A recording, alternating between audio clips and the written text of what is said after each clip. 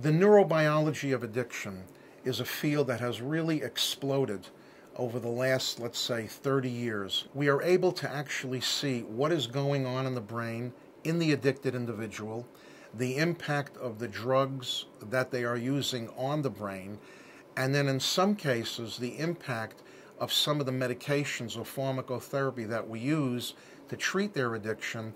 We can see improvement in brain function, which is very exciting. So as opposed to 50 years ago, when people thought that addiction was a problem of character or personality, or a criminal personality, or weakness of will, or other ways of looking at addiction, we really look at it as a neurobiological disease, or to put that in simple terms, a brain disease. We all agree that addiction is a chronic disease, that it has currently no cure but excellent treatments, and that remission or recovery, which I use synonymously, are goals that can be met by many patients through a variety of different treatments, including pharmacotherapy treatments and non-pharmacotherapy treatments. There's several different options available for people that are looking for medication-assisted treatment, and it really depends on the underlying condition that they're suffering from.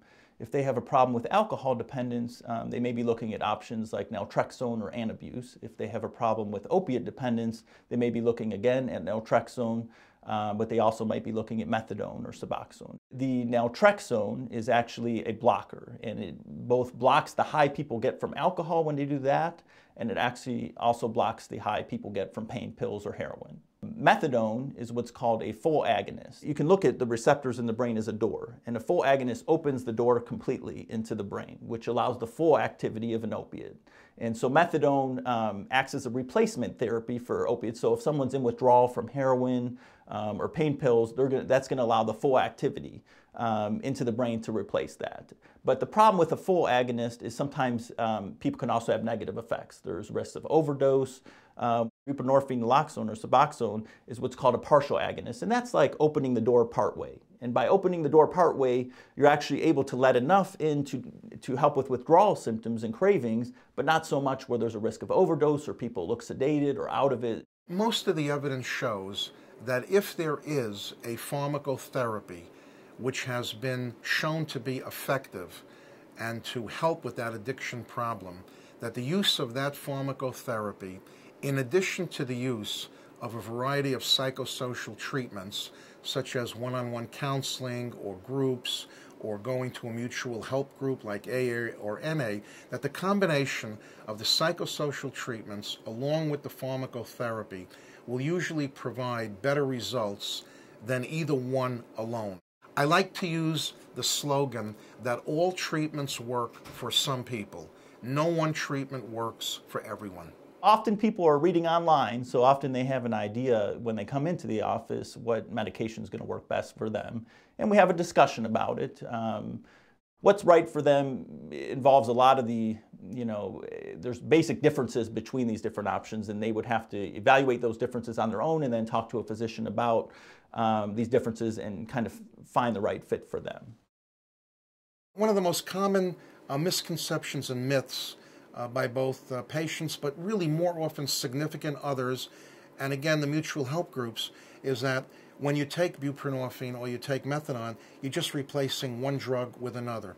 And this is just not true, because we're usually replacing a short-acting opioid, which is generally causing damage to the patient's brain, with a long-acting opioid, which is meant to normalize and stabilize the brain.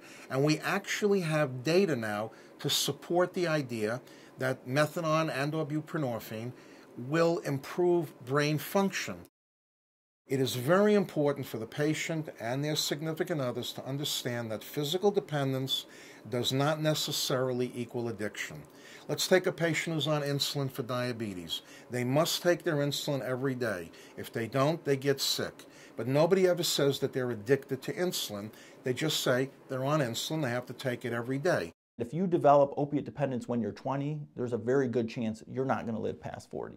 So I would say that's deadlier than diabetes. That's deadlier than thyroid disease. So plus the loss of functioning. You know, even with thyroid problems, diabetes, people can often make it to work. They can often go to school. With people with active opiate dependence, they can't do those things. There's a complete loss of functioning. It's easy to withdraw people over a week, but to maintain the abstinence from non-prescribed or illegal drugs, that's the challenge, and that's where these medications come into play.